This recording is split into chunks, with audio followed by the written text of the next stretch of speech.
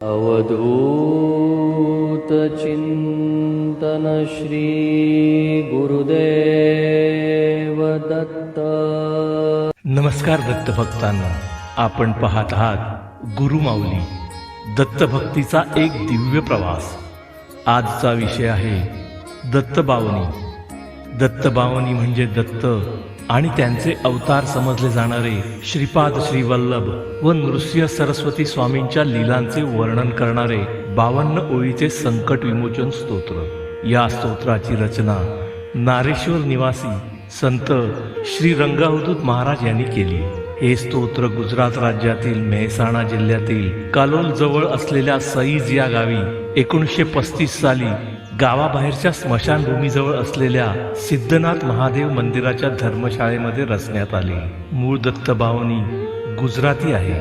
दत्तगुरूंनी कृपावंत होऊन पिशाच्य बाधा झालेल्या आणि आधिव्याधीने ग्रस्त अशा लक्ष्मीबेन त्रिपाठी यांच्यासाठी परमपूज्य रंगावधूत स्वामींच्याकडून श्री दत्तबावनी लिहून घेतली. सर्व मनोकामना परिपूर्ण करणारे हे दिव्य स्तोत्र आहे. श्री गुरुचरित्र, श्री दत्त पुराण, श्री दत्त महात्म्य, श्रीपाद श्रीवल्लभ चरित्रामृत या सर्व ग्रंथांचे सार स्वरूप म्हणजेच श्री दत्तबावनी हे स्तोत्र आहे.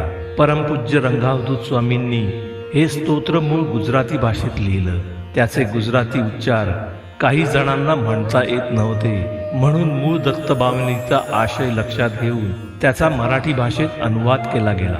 परमपूज्य रंगावधूत स्वामींनी आपली सर्व शक्ती या स्तोत्रात ओतप्रोत भरलेली आहे. प्रत्यक्ष दत्तप्रभूंनी या स्तोत्रावर आपला वरदहस्त ठेवला आहे.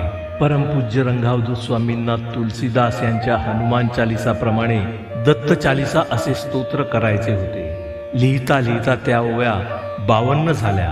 परमपूज्य रंगावधूत स्वामी ओव्या कमी जास्त करण्याच्या प्रयत्नात असताना दत्तप्रभूंनी प्रकट होऊन सुचवले की ह्यातील एकही ओवी कमी करू नये.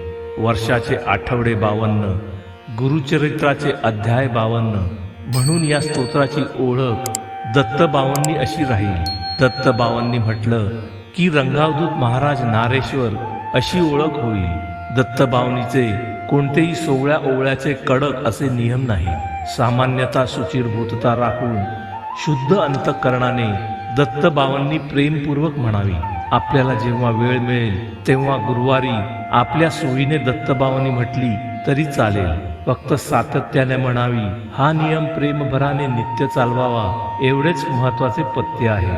दत्तबावनीचा एक पाठ सकाळी स्नान झाल्यावर म्हणावा. एकदा म्हणायला फक्त 4 ते 5 मिनिटं लागतात. तसेच संध्याकाळी दिवे लागण्याच्या वेळी पण घरी आपण म्हणू शकता, ज्यामुळे ज्ञात अज्ञात दुष्ट शक्तींचा नाश होऊन घरातील वातावरण मंगलमय होते. घरात सुख समाधान नांदते. दत्तबावनी आपण कुठेही म्हणू शकता. एखाद्या देवळात, एखाद्या मठात किंवा अगदी आपल्या घरी देवघरात बसून पण म्हणू शकता. दत्तबावनी हे स्तोत्र अबाल वृद्धांनी, स्त्री पुरुष कोणीही म्हटलं तरी चालते. त्यास कोणतेही बंधन नाही. आपण दत्तबावनी हे स्तोत्र नित्य उपासनेत ठेवावे. रोज सकाळ संध्याकाळ किमान एक तरी पाठ शांतपणे म्हणावा. हळूहळू दत्तकृपेने आपल्याला प्रेरणा झाल्यास 52 गुरुवारी न चुकता 52 पाठ म्हणण्याचा म्हणजेच दत्तबावनीचे 1 वर्षभर अनुष्ठान करण्यास सुरुवात करावी. दत्तबावनी या स्तोत्राचे जरी 52 गुरुवारी अनुष्ठान करायचे असले तरी त्याची सांगता झाल्यावर कोणतेही उद्यापन करायचे नाही. त्याबाबत परमपूज्य रंगावधूत स्वामींनी कुठेही लिहिलेले नाही. शक्य असल्यास 52 गुरुवारी 52 पाठ केलेली सेवा एखाद्या दत्तस्थानी, दत्त मंदिरात, गुरुस्थानी जाऊन समर्पित करावी. अशीच अखंड सेवा करण्याचा संकल्प मनी धरून दत्तबावनीची अखंडपणे सेवा करत राहावी. दत्तबावनीची निर्मिती ही पिशाच्य बाधा, आधिव्याधी दूर करण्यासाठी झाली आहे. परमपूज्य रंगावधूत महाराजांनी दत्तबावनी हे स्तोत्र लिहून तुम्हा आम्हा सर्व दत्तभक्तांवर अमौलिक अशी कृपाच केली आहे. दत्तबावनी स्तोत्राच्या नित्य पठणाने पठणकर्त्यांची सर्व दुःख दूर होतात. सर्व आधिव्याधींची निवृत्ती होते. दुर्धर आजारही बरे होतात.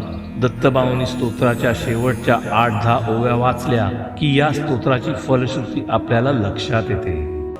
अवधूत चिंतन श्री गुरुदेव दत्त।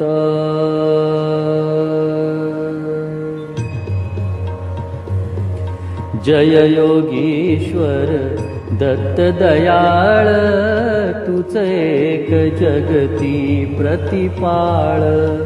अत्र नुसये करुणी निमित्त, प्रकटसी जगतास्तव निश्चित। ब्रह्माच्युत शंकर अवतार, शरणांगतासी तू आधार। अंतर्यामी ब्रह्मस्वरूप, बाह्य गुरु नररूप स्वरूप। काठी अन्नपूर्णा झोळी, शांती कमंडलू कर कमळी। कुठे षड्भुजा कोठे चार, अनंत बाहू तू निर्धार। आलो चरणी बाळ अजाण, दिगंबरा उठ जाई प्राण। ऐकुनी अर्जुन भक्ती साध, प्रसन्न झाला तू साक्षात। दिधली रिद्धी सिद्धी अपार, अंतिमोक्ष महापद सार। केला का तू आज विलंब, तुझ विण मजला ना आलंब। विष्णु शर्म द्विज तारुनिया, श्राद्धी जेविला प्रेममया। जंभे देवा त्रासविले, कृपामृते त्वां हासविले। पसरी मायादिती सुत मूर्त, इंद्रा करवी वधिला तूर्त। ऐसी लीला जी जी शर्व, केली वर्णिल कैसी सर्व। घेई आयुसु तार्थी नाम, केला त्या ते तू निष्काम। बोधियले यदु परशुराम, साध्य देव प्रल्हाद अकाम। ऐसी ही तव कृपा अगाध, कान ऐकसी माझी साध। धाव अनंता पाहिन अंत, न करी मध्येच शिशुचा अंत। पाहुनी द्विजपत्नी कृतस्नेह, झाला सुत तू निस्संदेह। स्मृतुगामी कली तार कृपाळ, जडमुड रजका तारी दयाळ। पोटशुळी द्विज तारियला, ब्राह्मण श्रेष्ठी उद्धरिला। सहायकाना दे अजरा, प्रसन्न नयने देख जरा। वृक्ष शुष्क तू पल्लविला, उदास मज विषयी झाला। वंध्या स्त्रीची सुत स्वप्ने, फळली झाली गृहरत्ने। निरसुनी विप्रतनूचे कोड, पुरवी त्याच्या मनीचे कोड। दोहविली वंध्या महिषी, ब्राह्मण दारिद्र्या हरिसी। घेवडा भक्षुनी प्रसन्न क्षेम, दिधला सुवर्ण घट सप्रेम। ब्राह्मण स्त्रीचा मृत भ्रतार, केला सजीव तू आधार। पिशाच पीडा केली दूर, विप्रपुत्र उठविला शूर। अंत्यज हस्ते विप्रमदास हरुनि रक्षिले त्रिविक्रमास तंतुक भक्ता क्षणात एक दर्शन दिधले शैलीनेक एकत्र वेळी अष्टस्वरूप झाला अससी पुन्हा रूप तोषविले निज भक्त सुजात दाखवुनी प्रचिती साक्षात हरला यवन नृपाचा कोड समता ममता तुझला गोड राम कन्हैया रूप धरा केल्या लीला दिगंबरा शीला तारिल्या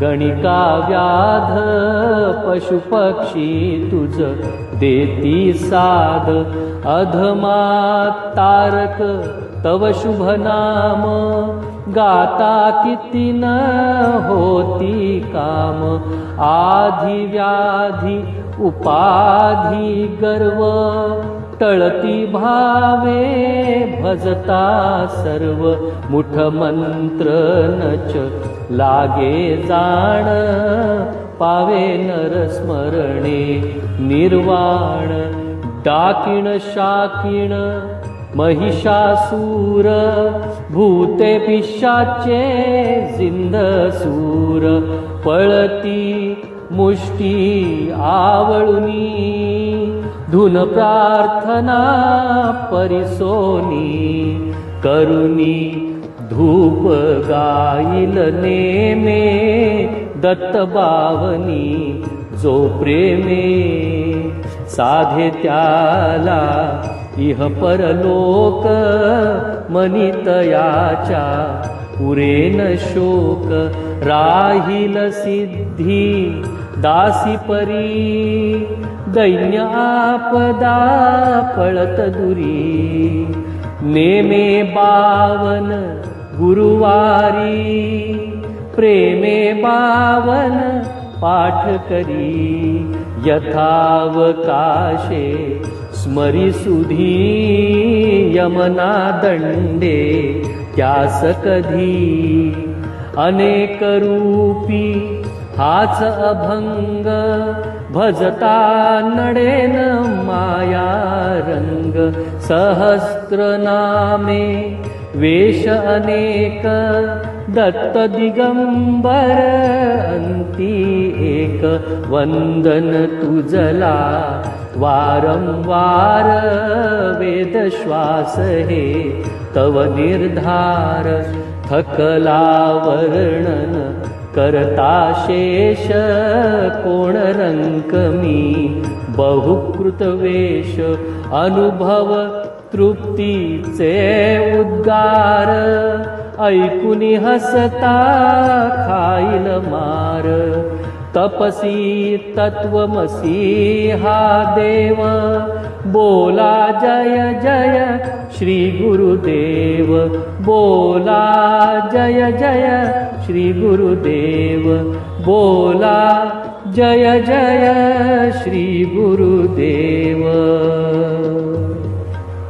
अवधूत चिंतन श्री गुरुदेव दत्त. नमस्कार दत्त भक्तांनो. दत्तभक्ती आणि अध्यात्माचा प्रसार करण्यासाठी मी गुरुमाऊली हे YouTube चॅनल सुरू केले आहे.